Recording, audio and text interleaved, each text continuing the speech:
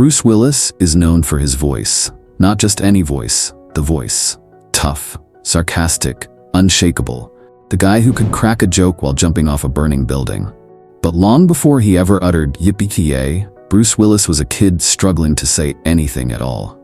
Born on a U.S. military base in Germany in 1955, Bruce moved to New Jersey with his family when he was 2. His father, a mechanic and welder, and his mother, a bank worker, raised 4 kids in a modest working-class neighborhood. Bruce was the oldest, and from the start, life threw him a challenge, a crippling stutter. He would freeze mid-sentence. Kids mocked him. Teachers ignored him. Social life, non-existent. The very tool that would later make him famous, his voice, was the thing holding him back. But then came a moment of transformation. High school drama class. Something unexpected happened when Bruce took on a character. When he wasn't speaking as himself, the stutter vanished. He could speak fluidly, freely. It was as if acting unlocked a part of his brain that had always been locked away. From that moment, Bruce knew. The stage wasn't just a place to perform. It was where he could finally exist. After high school, Bruce briefly worked blue-collar jobs just like his dad. He operated a chemical factory, worked as a private investigator, and bounced between gigs to pay the bills. But the dream? It never died. He studied drama at Montclair State University before dropping out and heading straight to New York City. He became a bartender. Not just any bartender. The bartender. Charismatic, loud, magnetic. He'd do impressions, play music, turn a drink order into a stand-up routine. That charm eventually landed him commercial gigs and bit parts in TV shows. He even appeared as an extra in The Verdict with Paul Newman. But the real break came in 1985, thanks to a gamble and a leather jacket. By the mid-1980s, Bruce Willis was still very much an unknown. He was auditioning regularly, but losing out to more conventional-looking leads. He had the charm, the timing, the charisma, but Hollywood didn't quite know what to do with him yet. That was about to change. The opportunity came in the form of a quirky new ABC series, a romantic dramedy with a detective twist called Moonlighting. At the time, it was just another network experiment. The female lead had already been cast, Sybil Shepherd, a model-turned-actress with a cool screen presence and serious star power. The producers needed someone who could match her, someone unpredictable, sharp, with a sense of danger and humor. Someone who could pull off both romance and razor-sharp wit without making either feel forced. They saw over 3,000 actors. Bruce showed up to his audition late, unshaven, in a leather jacket, full of attitude. Everything about him screamed wrong, until he opened his mouth. There was a rhythm to the way he spoke, a jazz-like timing. He didn't just deliver lines, he danced with them. His sarcasm was effortless. His confidence? Nearly reckless. And instead of shrinking next to Shepherd's screen presence, he lit it on fire. Bruce got the role, and Moonlighting became a cultural phenomenon almost overnight. The show was unlike anything on TV at the time. It didn't just break the fourth wall, it shattered it.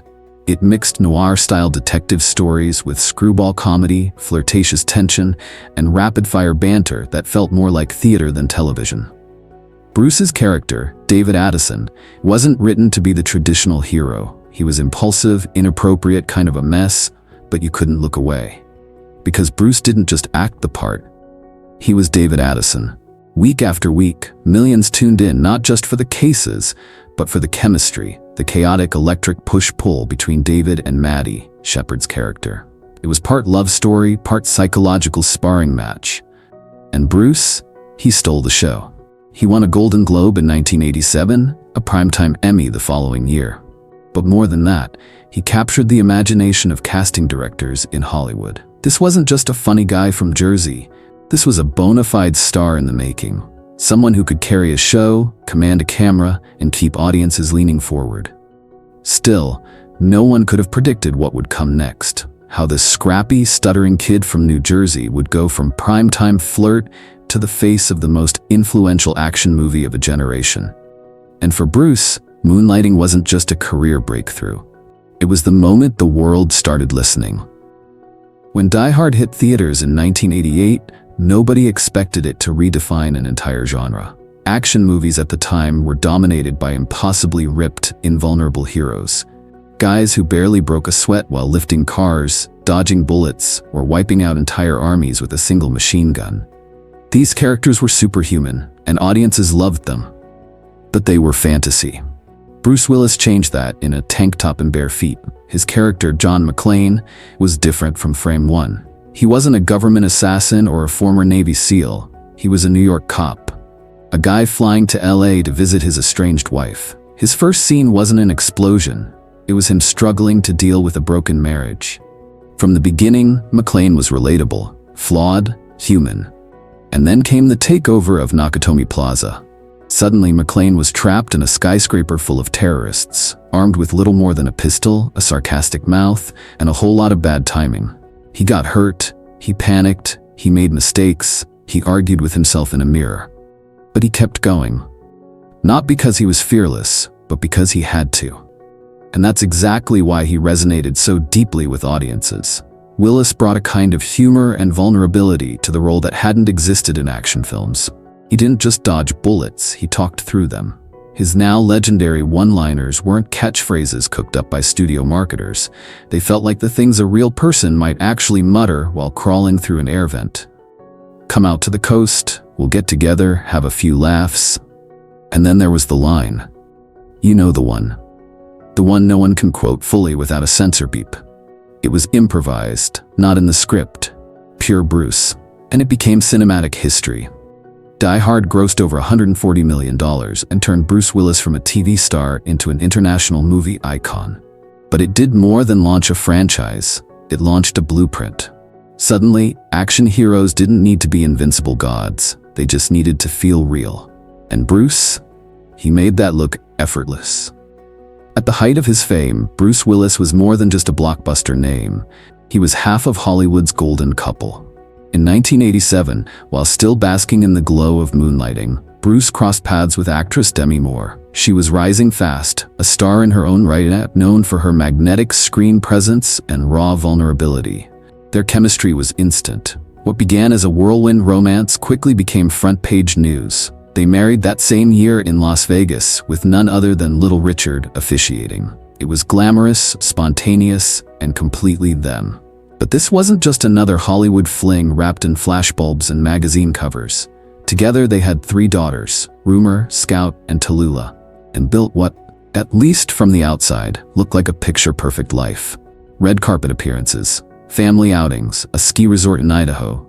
They were wealthy, famous, and visibly in love, but their story wasn't immune to pressure. Behind the scenes, their marriage bore the weight of 2 megawatt careers, constant travel, shooting schedules, paparazzi chaos, and despite their best efforts, the center couldn't hold. By 2000, after 13 years, Bruce and Demi announced their separation. The headlines were relentless, the speculation was loud, but what happened next was quietly remarkable. They didn't fight in public. There were no tabloid wars. Instead, they co-parented with grace, raising their daughters with a sense of normalcy that's rare in their world. Bruce and Demi remained close, so close in fact that they continued spending holidays together. Years later, during the COVID-19 pandemic, they even quarantined as one big family. In a city known for messy breakups and ego-driven feuds, Bruce and Demi offered something different: respect. Even after moving on, Demi with Ashton Kutcher, Bruce with model-turned-entrepreneur Emma Hemming, their bond never unraveled. It simply evolved. And for Bruce, fatherhood wasn't just a title, it was a role he took seriously. He didn't just visit, he showed up. School events, dance recitals, birthdays, he was there, always. Even as the movie roles piled up and the fame intensified, he kept his priorities close to home.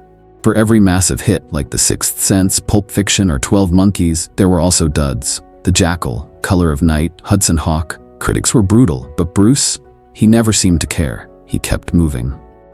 He dipped into comedy, animation, thrillers, even voice acting in video games. He was everywhere. But by the late 2010s, something seemed off. He was taking on low-budget films, often straight to DVD. His roles got smaller, his dialogue even shorter. Rumors swirled. Was he phoning it in? Was he just cashing checks? The truth was much darker. In 2022, the world finally got an answer. Bruce Willis had been diagnosed with aphasia, a neurological condition that affects language and communication. Suddenly, everything clicked. The forgotten lines, the reduced screen time, the quiet withdrawals. The Bruce Willis everyone knew was facing a silent enemy. A year later, the diagnosis was updated. Frontotemporal dementia, or FTD. A cruel, degenerative disease that slowly erodes your ability to speak, understand, and eventually even recognize loved ones. It was devastating. The man who once lit up every room with words was losing his ability to say them.